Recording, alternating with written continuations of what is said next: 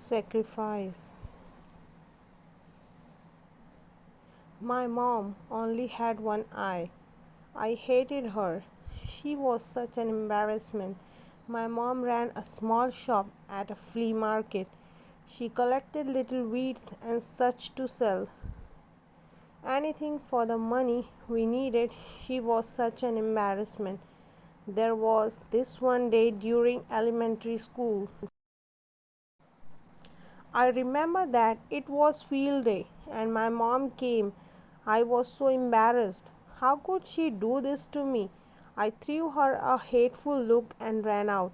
The next day at school, your mom only has one eye? And they taunt me. I wish that my mom would just disappear from this world. So I said to my mom, Mom, why don't you have the other eye? You are only going to make me a laughing stock. Why don't you just die? My mom did not respond.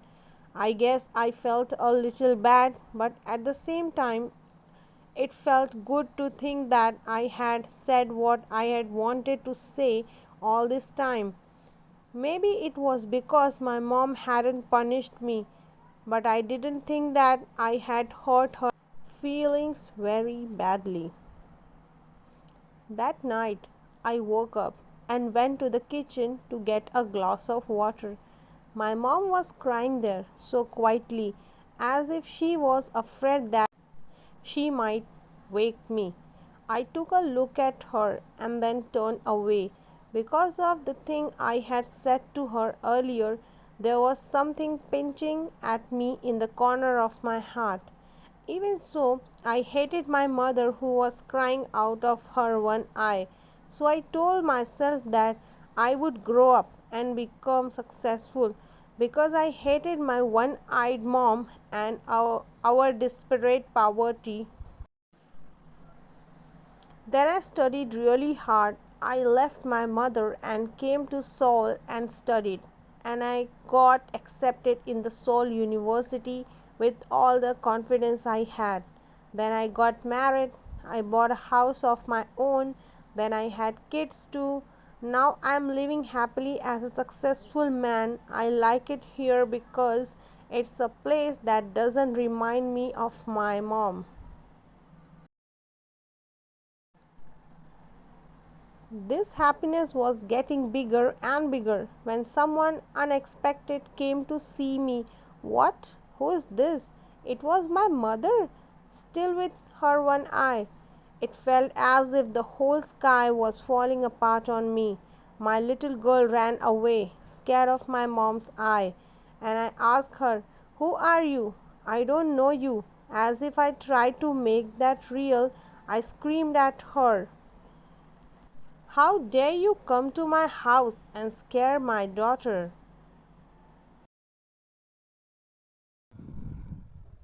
Get out of here now.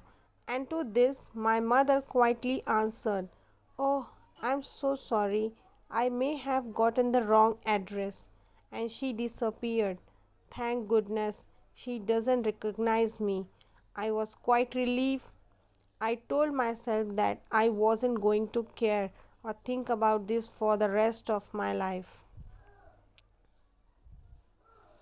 Then a wave of relief came upon me. One day, a letter regarding a school reunion came to my house. I lied to my wife, saying that I was going on a business trip. After the reunion, I went down to the old shack that I used to call a house.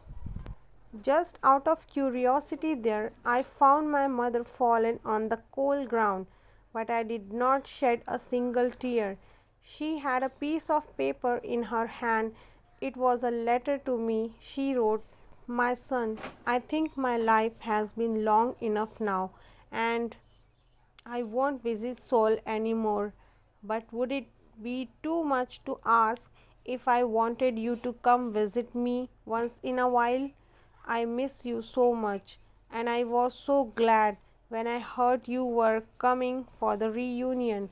But I decided not to go to the school. For you, I am sorry that I only have one eye, and I was an embarrassment for you.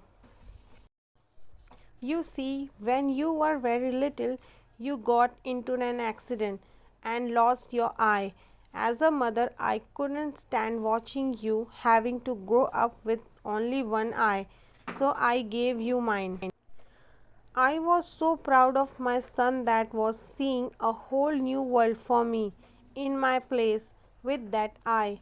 I was never upset at you for anything you did. The couple times that you were angry with me, I thought to myself, it's because he loves me.